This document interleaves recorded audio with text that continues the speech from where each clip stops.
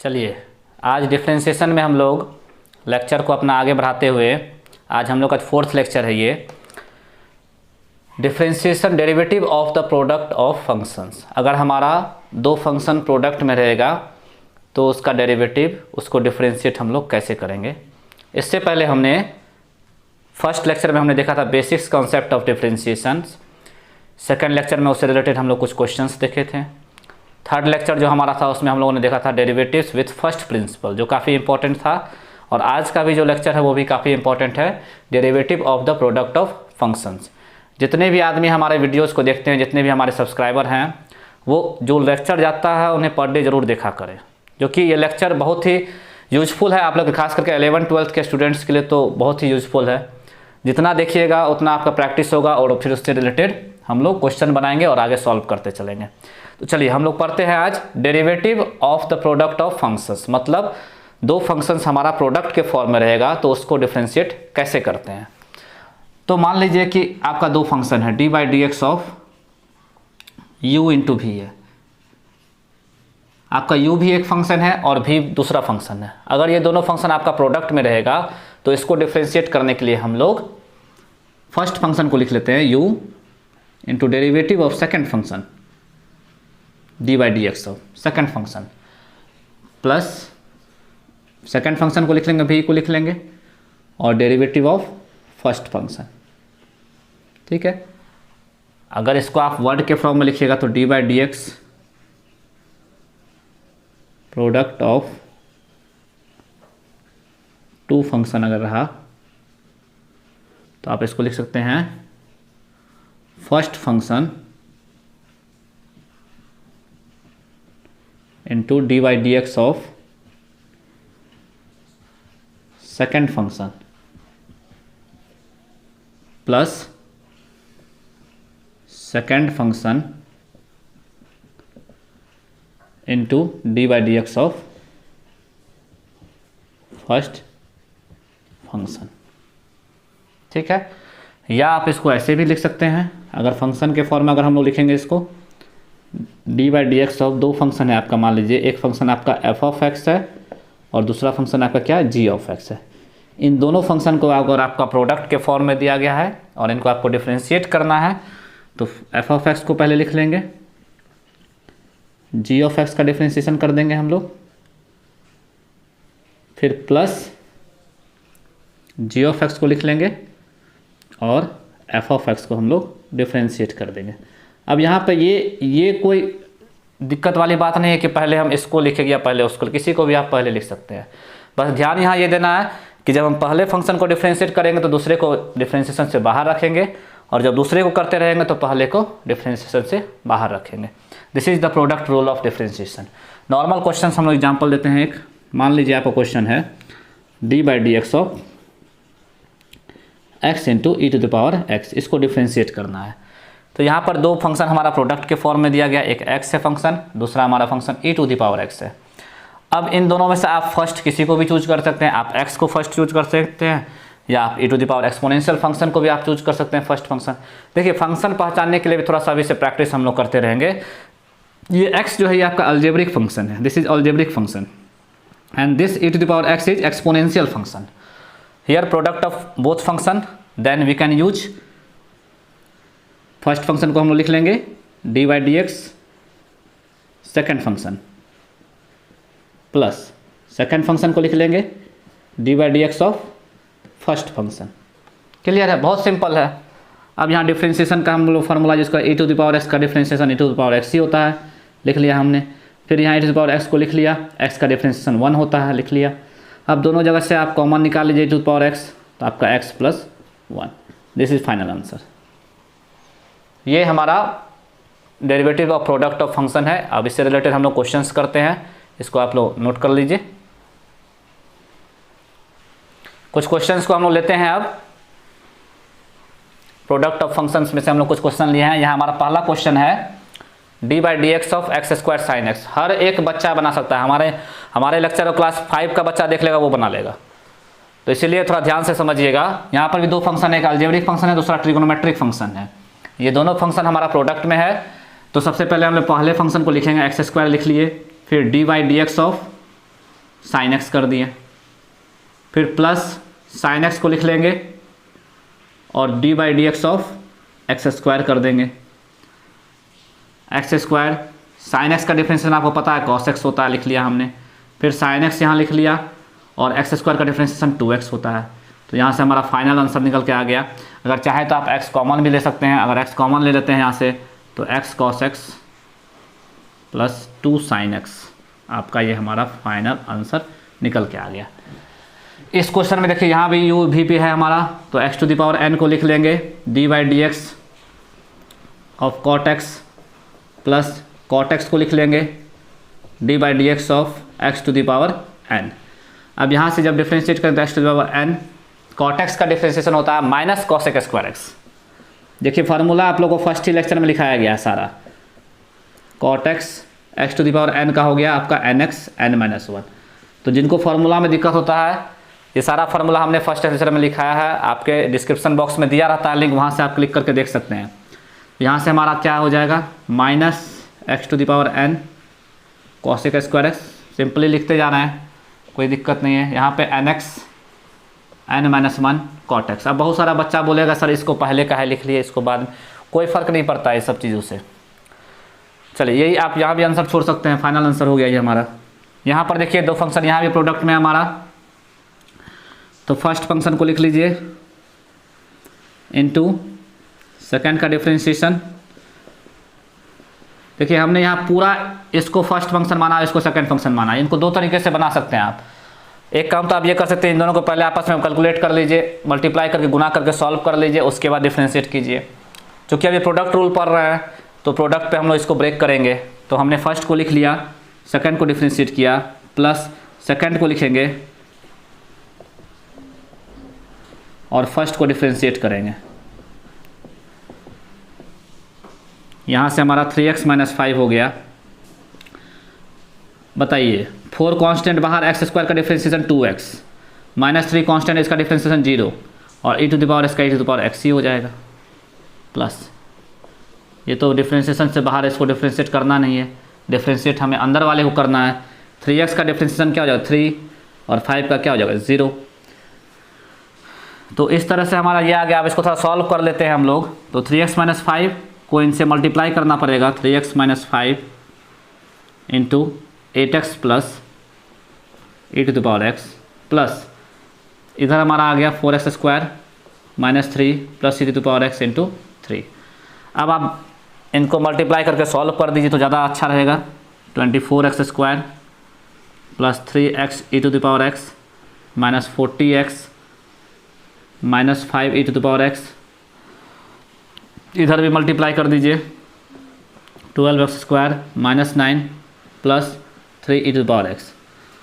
अब जो सेम बिरादरी का है उसको एक साथ कर लीजिए, 24 और 12 36x स्क्वायर। यहाँ पर माइनस 40x है और कहीं x वाला टर्म नहीं है, कोई दिक्कत नहीं, माइनस 40x लिख लीजिए।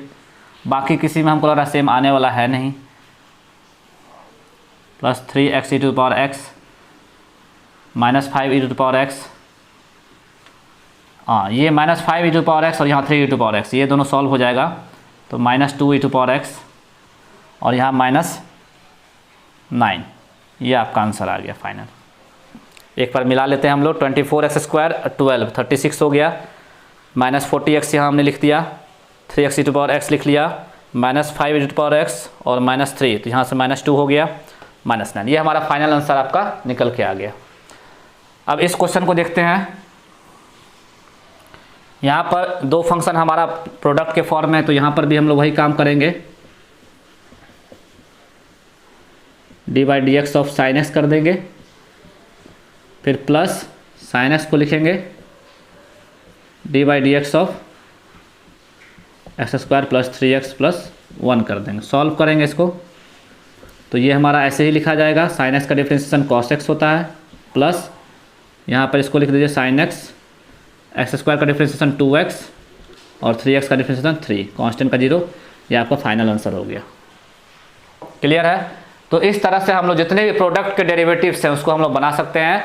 अभी हम लोगों ने प्रोडक्ट देखा था, दो फंक्शन हमारा प्रोडक्ट में रहेगा, उसको कैसे सॉल्व करते हैं आगे हम लोग देखने वाले हैं। अभी अगर 3 फंक्शन हमारा प्रोडक्ट के फॉर्म में रहेगा तो उसको कैसे सॉल्व करते हैं।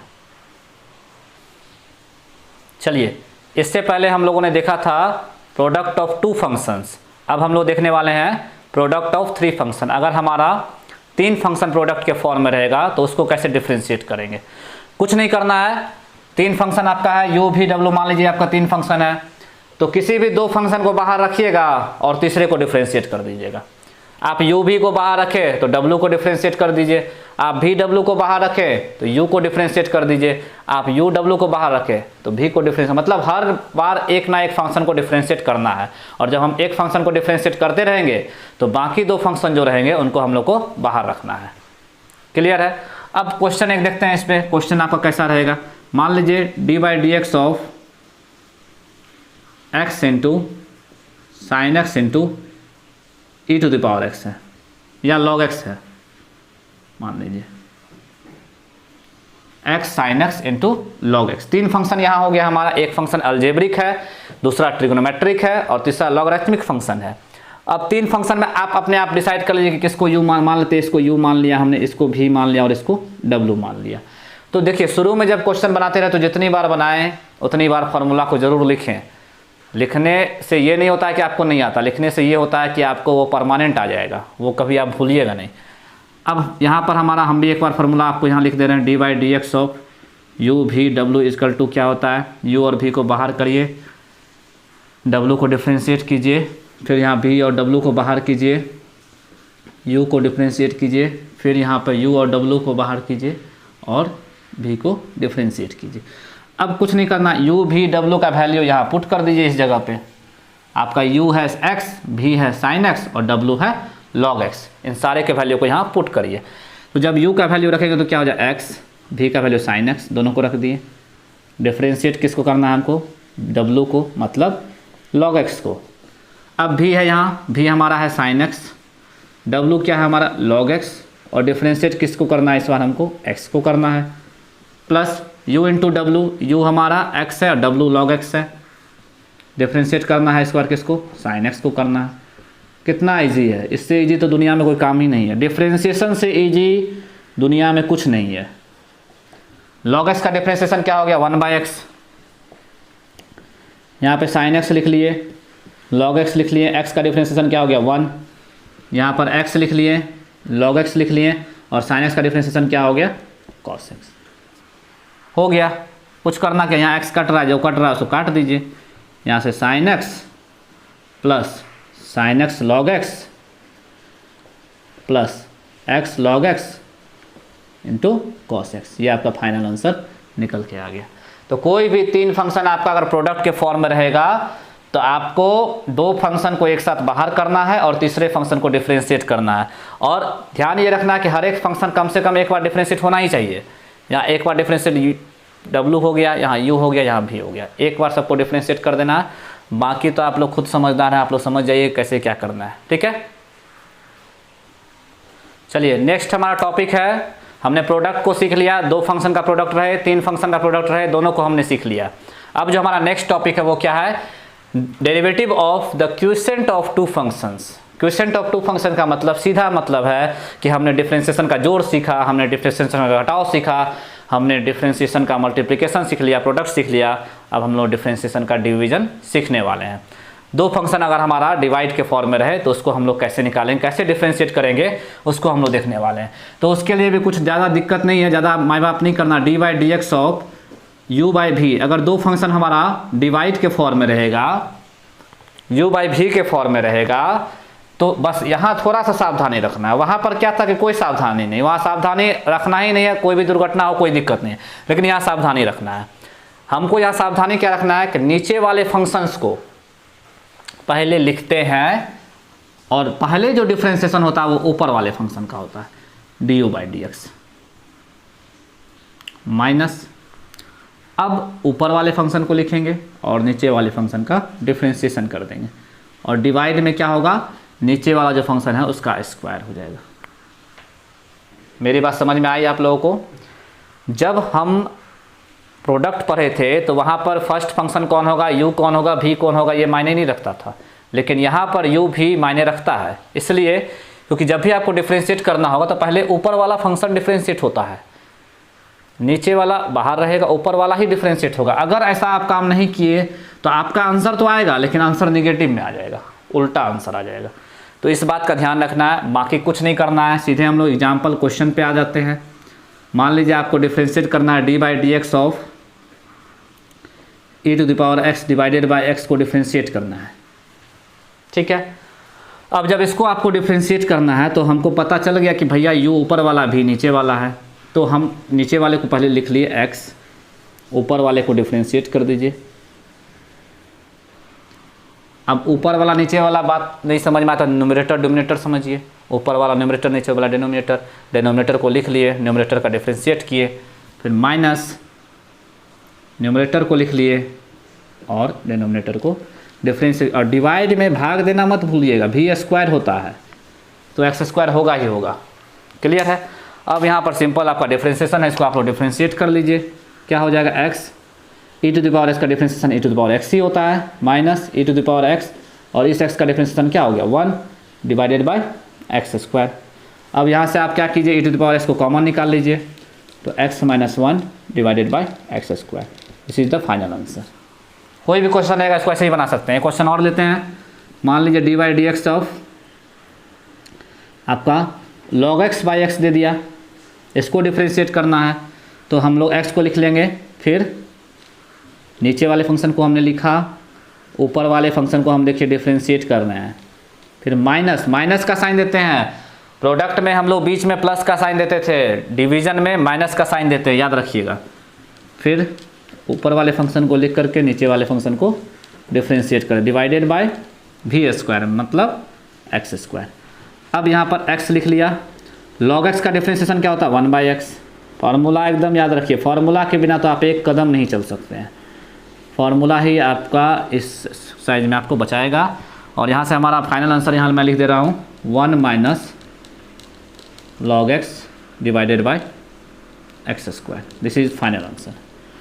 तो डिवीजन वाले क्वोशिएंट ऑफ टू फंक्शंस में हमको क्या करना है, u/v के फॉर्म में रहेगा तो v को लिखना है, u को डिफ्रेंशिएट करना है, माइनस u को लिखना है और v को डिफ्रेंशिएट करना है डिवाइडेड बाय v²। अब इस पैटर्न पे, इस फॉर्मूले पे हमने 2 क्वेश्चन अभी आपको देखा, अभी और क्वेश्चंस देखते हैं इस पे, इससे रिलेटेड। चलिए नेक्स्ट क्वेश्चन हम लोग लेते हैं। क्वोशिएंट ऑफ टू फंक्शंस में आपका ऊपर में 2 cot x दिया गया, नीचे में √x दिया गया है। फार्मूला लगाएंगे, फटाक से √x को लिखेंगे, d/dx ऑफ 2 cot x करेंगे, माइनस 2 cot x को लिखेंगे, d/dx ऑफ √x करेंगे, डिवाइडेड बाय √x का होल स्क्वायर होगा कि नहीं होगा, बिल्कुल होगा। देखिए भैया √x यहाँ हो गया, 2 कांस्टेंट बाहर चला गया, cot x का डिफ्रेंशिएशन माइनस cos² होता है, माइनस 2 cot x तो बाहर ही रहेगा। √x का डिफ्रेंशिएशन 1/√x होता है, यहाँ √x का स्क्वायर है तो x हो जाएगा। क्लियर है। अब ज़्यादा समस्या तो भैया नीचे 1 करके यहाँ एलसीएम लीजिए, तो √x यहाँ आपका एलसीएम हो गया, √x से इसमें मल्टीप्लाई हो जाएगा तो -2x cos² होगा, -2 cot x होगा, नीचे का ये x यहाँ रहेगा, ये x √x। This is final answer. ठीक है, मैंने क्या किया, √x और 1 का एलसीएम लिया, √x में मल्टीप्लाई हुआ x से 2 में मल्टीप्लाई और 2x, ये माइनस बाहर आ गया, -2x cos² -2 cot x divided by ये √x एलसीएम वाला और ये x यहाँ आ गया। क्लियर है। चलिए 1 सेकंड में क्वेश्चन बनता है। यहाँ पर देखिए, यहाँ पर भी वही काम करेंगे, नीचे वाले को लिख लिए d/dx of sin x minus जरूर रखिएगा, 1 + cos x हो गया था। अब ये sin x को लिख लिया हमने और d/dx of 1 + cos x divided by 1 + cos x का होल स्क्वायर। अब यहाँ देखिए 1 + cos x को तो लिख लिया हमने, sin x का डिफ्रेंशिएशन होता है cos x, लिख लिया, माइनस sin x को लिख लिया, 1 + cos x, तो 1 का डिफ्रेंशिएशन 0 और cos x का डिफ्रेंशिएशन sin x 0 और cos x का डिफ्रेंशिएशन होता है -sin x, यहाँ माइनस लिखेंगे, डिवाइडेड बाय 1 + cos x का होल स्क्वायर। अब मल्टीप्लाई कर दीजिए, cos x को 1 से मल्टीप्लाई कीजिएगा तो cos x ही होगा, cos x को cos x से मल्टीप्लाई कीजिएगा तो cos² x हो जाएगा, माइनस sin x को माइनस प्लस हो जाएगा। बहुत अच्छा, साइन स्क्वायर एक्स हो गया। बहुत अच्छा, बहुत बढ़िया। 1 प्लस कॉस एक्स का होल स्क्वायर। अब आपको एक चीज़ पता है कि sine square theta plus cos square theta का वैल्यू 1 होता है, तो इन दोनों की जगह पे हम 1 लिख देंगे। तो 1 प्लस ये cos x divided bye 1 plus cos x का होल स्क्वायर। अब स्क्वायर से कट जाएगा तो आपका बच गया 1/1 प्लस कॉस एक्स। अगर 11 12 में आपको मैथ्स को मजबूत करना है तो डिफरेंशिएशन, इंटीग्रेशन और ट्रिग्नोमेट्री मजबूत होना चाहिए ही चाहिए। अगर इन तीनों में से कोई भी चीज़ मजबूत आपका नहीं है तो फिर बहुत दिक्कत हो जाएगा। क्लियर है यहाँ तक? ये आपका derivative of question of two function था। और क्वेश्चन देखते हैं और थोड़ा सा लेवल बढ़ाते हैं क्वेश्चंस का। चलिए नेक्स्ट क्वेश्चन हम लोग देखते हैं। यहाँ पर देखिए इसमें क्या है, इस क्वेश्चन में क्या है, आपको यहाँ प्रोडक्ट का भी रूल ब्रेक करना होगा और डिवाइड वाला भी रूल ब्रेक होगा, दोनों रूल लगे। देखिएगा ध्यान से यहाँ पे।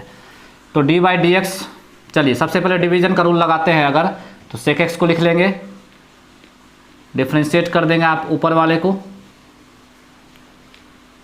प्लस ऊपर वाले को लिख लिए, डिफ्रेंशिएट कर दीजिए आप नीचे वाले को, और डिवाइड में नीचे वाला जो है आपका वी स्क्वायर होता है, सेक स्क्वायर एक्स हो जाएगा। अब सेक एक्स लिख लिए। अब देखिए यहाँ पर u इंटू वी पे है, u इंटू वी, दो फंक्शन प्रोडक्ट के फॉर्म में है, तो u को लिखेंगे और v को डिफ्रेंशिएट करेंगे, प्लस v को लिखेंगे, u को डिफ्रेंशिएट करेंगे, plus e to the power x sine x into sec x का डिफ्रेंशिएशन क्या होता है, sec x into tan x divided by sec square x. यहाँ तक किसी को कोई दिक्कत नहीं होना चाहिए।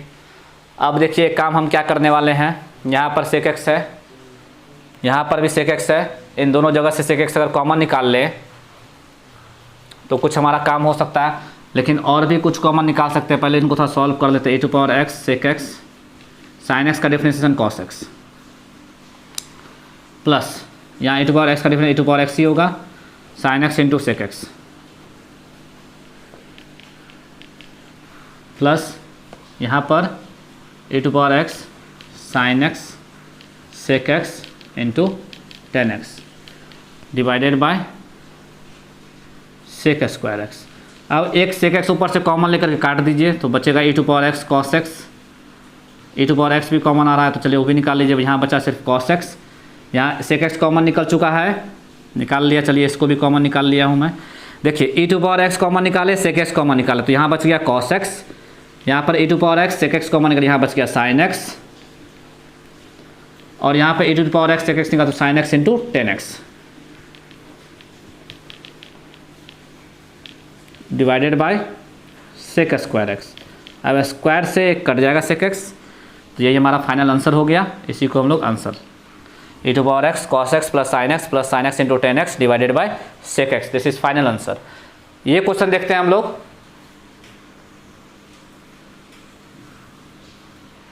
इस क्वेश्चन में हम लोग u बाई वी पे अगर इसको ब्रेक करते हैं तो root a minus root x को हमने लिख लिया, फिर d by D x of root a plus root x किया, फिर minus root a plus root x को लिख लिया, d by D x of root a minus root x किया divided by root a minus root x का whole square. अब यहाँ ध्यान दीजिएगा, root a minus root x into root a आपका एक कांस्टेंट है और कांस्टेंट का डिफरेंशिएशन आपको पता है 0 होता है, 0 प्लस रूट एक्स का डिफरेंशिएशन 1/2 रूट एक्स। क्लियर है? फिर माइनस इनको लिख लीजिए root a plus root x, फिर यहाँ पर रूट ए का डिफरेंशिएशन 0 और रूट एक्स का 1/2 रूट एक्स डिवाइड में root a minus root x का होल स्क्वायर। अब इसको सॉल्व करेंगे। यहाँ पर देखिए तो 0 तो खत्म हो गया, 1/2 रूट एक्स से इसमें भी मल्टीप्लाई और इसमें भी मल्टीप्लाई, तो क्या हो जाएगा root a into 1/2 root x minus root x into 1/2 root x. हमने दोनों से मल्टीप्लाई कर दिया इसको। अब यहाँ माइनस का साइन है तो माइनस लिख लिया, और ये माइनस प्लस हो जाए। चलिए बहुत अच्छा, 1/2 रूट एक्स से इसमें मल्टीप्लाई कीजिए तो root a into 1/2 root x plus root x से मल्टीप्लाई कर दीजिए और डिवाइड में ये है भैया, इसको छोड़ मत दीजिएगा, छूट जाता है कभी कभी। अब क्या कटेगा, जो कटेगा उसको काट दीजिए। देखिए ये तो ऐसे ऑलरेडी कट रहा था, यहाँ कट रहा था, ये माइनस में ये प्लस में, ख़त्म हो गया कहानी। यहाँ root a by two root x, यहाँ भी root a by two root x, दोनों प्लस में है, दोनों जुट जाएगा। तो two root a by two root x divided by root a minus root x का whole square, two two cancel, तो यहाँ से हमारा आंसर आ गया final root a divided by root x into root a minus root x का whole square. तो ये आपका derivative of the quotient of two function से रिलेटेड क्वेश्चंस था। इससे रिलेटेड क्वेश्चन आप लोग बनाइएगा, कोई दिक्कत नहीं आएगा आप लोग के पास। इसके बाद जब हम लोग नेक्स्ट लेक्चर जो है, उस लेक्चर को आप लोग जब देखने आइएगा, जो हमारा लेक्चर 5 या 6 होगा, उस लेक्चर को देखने से पहले आपको ये और इससे पिछला लेक्चर पूरा कमांड होना चाहिए, क्योंकि आगे जो हमारा डिफ्रेंशिएशन है वो डिफ्रेंशिएशन ऑफ चेन रूल होगा। तो चेन रूल में हम लोग कैसे डिफ्रेंशिएट करते हैं वो काफ़ी इंपॉर्टेंट है। डायरेक्ट 12th में क्वेश्चन आ जाता है इससे, चेन रूल से। 11th में पढ़ना है सिलेबस, लेकिन 12th में डायरेक्ट क्वेश्चन आता है।